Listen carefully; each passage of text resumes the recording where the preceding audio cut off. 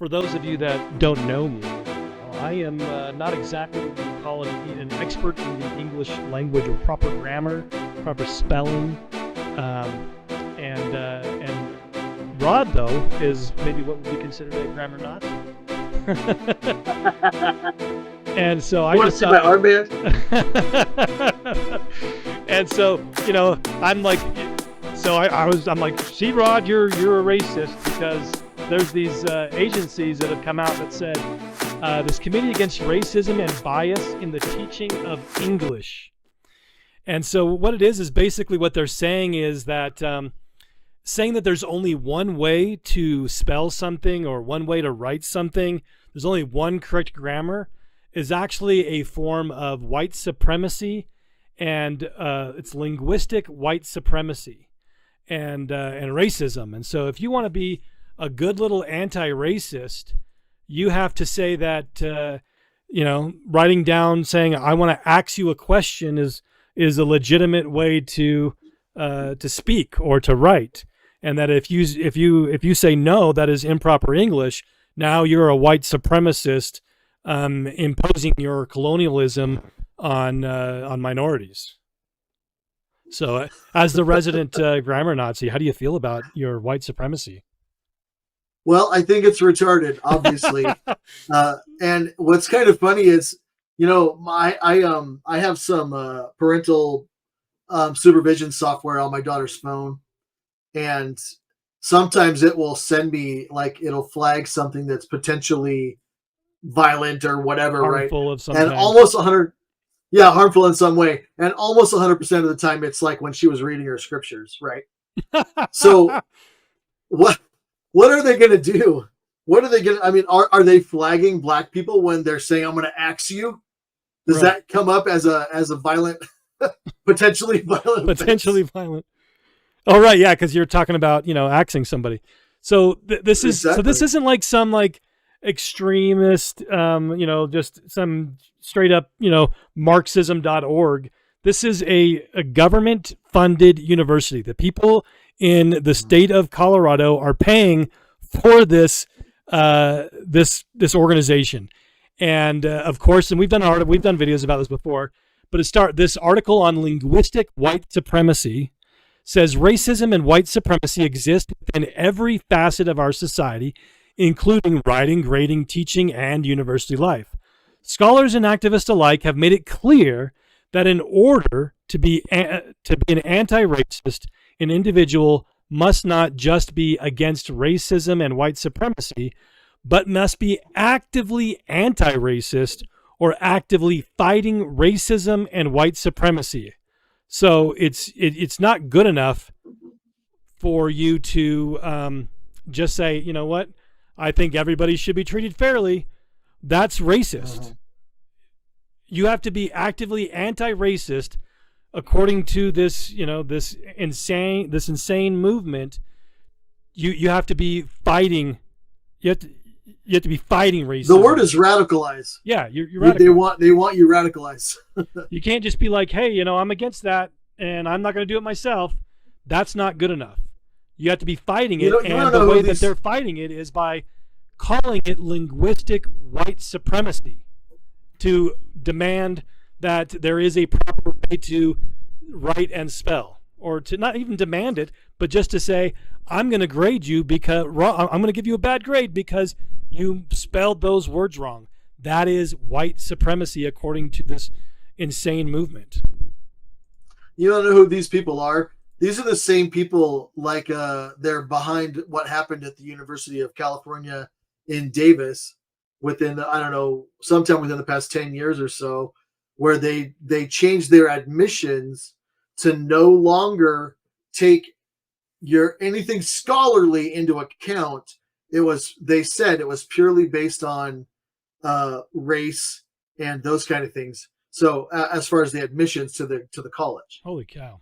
That's never, that in the history of the world, that's never been a thing, because you want to help the people that are at the top of the spectrum, right, to move on, and you want to have the best people in your fields and whatever. But no, it's more important now that we have black people there than that they're actually the best at what they do.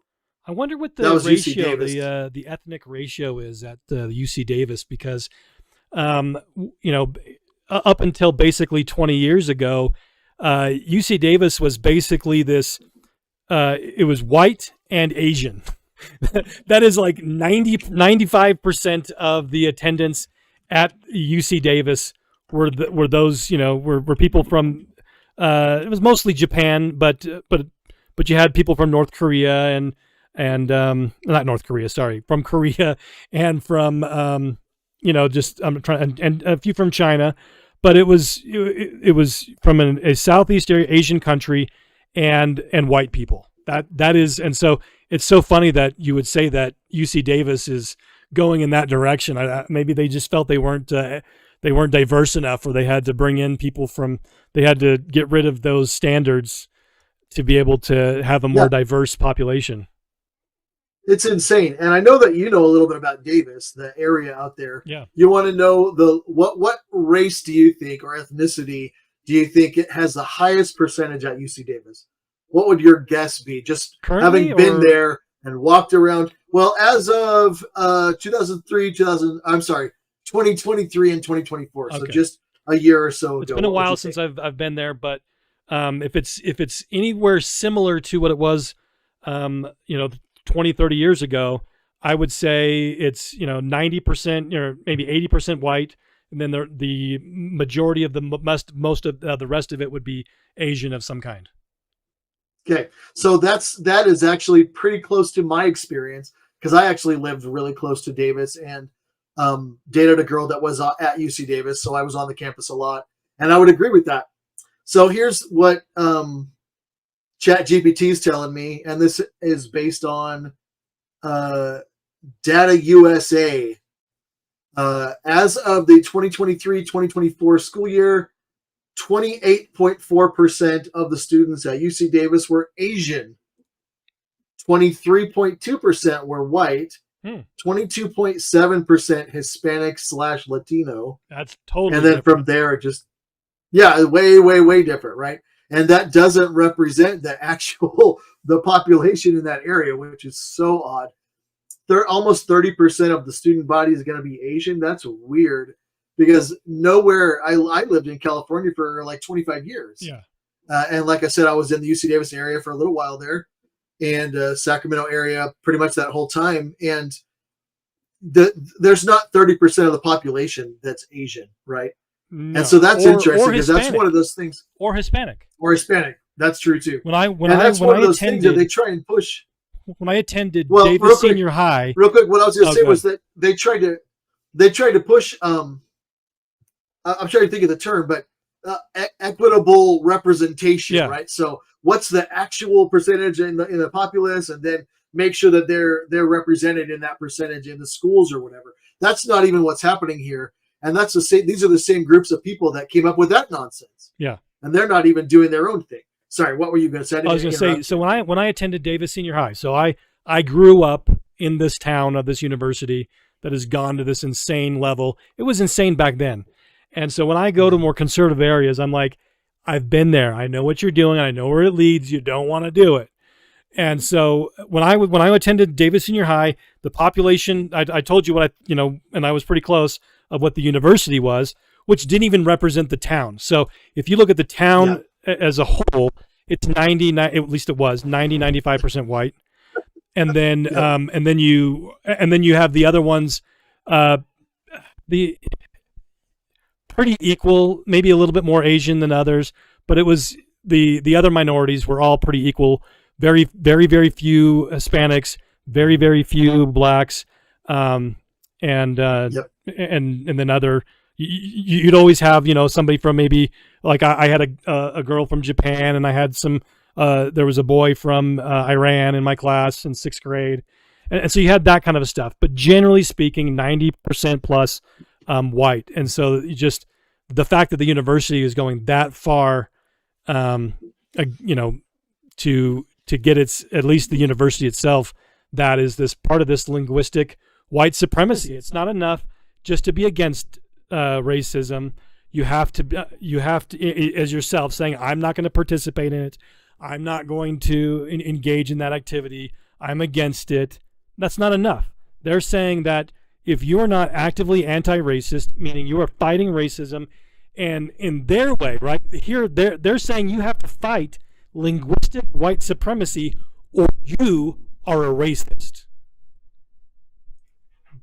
Yeah, it's not just that you aren't using the terms, right? You're gonna right. be up in the face of anybody else that is, which is nonsense. Again, because we're not talking about people using the N-word, right? Right. What we're talking about here is people that say the word white is spelled W-H-I-T-E instead of, or to go to your point earlier, ask is spelled A-S-K, not A-X, right? Oh no, you're a racist. No, there's language involved here, right? It goes back long before any of your racism nonsense. And this kind of nonsense, back thousands of years, to me, leads to more of this.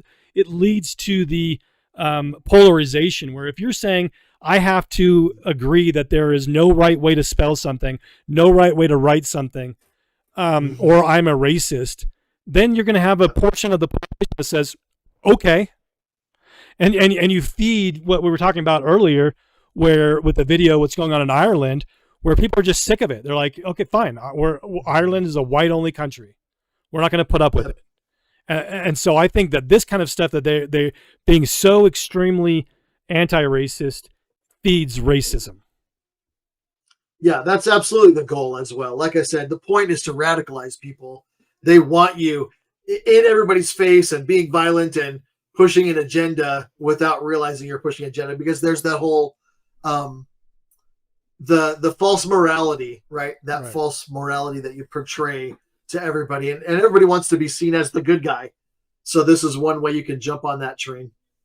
Yep. So to be an anti-racist, you got to express the idea that racial groups are equal and none needs developing, and is supporting policy that reduces racial inequality. So none needs developing. That's really interesting. So I have Native American ancestry. I know it's cliche, but I'm actually descended from a couple of chiefs. You and Elizabeth Sequoia. Warren. Yeah, right. Sequoia wasn't not a chief. He was a Cherokee who invented the alphabet for the Cherokees. Mm-hmm. He's one of my ancestors. Chief Amoshalatabi was one of the 3 primary chiefs of the Choctaw Nation. That's one of my ancestors. So I look back, though, at my people, and we have a stupid Disney Hollywood nonsense view of the Indians and how they all lived in peace and talked to the trees and loved each other. And that's utter bullcrap. Utter bullcrap. In fact, you and I have been working together, or have worked together and done a little bit of studying in the history of Utah. Yeah. And going back and reading that, you can read about how when the pioneers came to this area that is now Utah, well, the Indians the different tribes hated each other, were killing each other all the time. Not only that, though, there were these weird barbaric practices where, like, when one of the chiefs died, they killed some horses, some women, and some children, and threw them all in the pit with them when they buried him, so that he wouldn't be alone on the other side. Tell me that's not a group of people that needs development. That's just as valid as going to work and paying your taxes. Yeah, right. Exactly. No one needs development. And my point is, you and I had seen some videos too, like 6 months ago or something, maybe even more recent than that, actually, of if you get on YouTube and look up this term black fatigue, you will find videos by black people talking about black fatigue and how not just other races, but even black people are getting tired of black people. And they're showing the videos of everybody beating each other up in Walmart and all these things, fighting in the streets at Disneyland and all this stuff. Oh, it's crazy. But one of those videos, though, that we saw, it was a bunch of black guys watching a video, doing a reaction video of a black preacher who was talking about, look at our people back in Africa. All these thousands of years later, they're still living in huts and stuff, running around in loincloths, right? Or I mentioned earlier, the U.S. government just made a deal with the Navajo in Utah where, 200 years later, if they gave up rights to the Colorado River, the federal government would dig wells for them. Like, Yeah, give them running water. Yeah. Yeah, exactly. It's crazy. And I actually lived on the Navajo reservation for a while, and yeah, people are having to take a truck into town to go fill up these big things of water to come But back. And yeah, but it's if you think ridiculous. that that's bad, if you think that these people need development, if you think that it's good that they brought them You're a racist. this well, you're a racist. And it's insanity. Okay. Well, let's Yeah, move no, on. and it's true. Oh, go ahead. Sorry. Well, go real ahead. quick, it's true that the government did stuff that caused problems that is part of the cause for what's going on here. But even prior to that is what we're talking about. Yeah.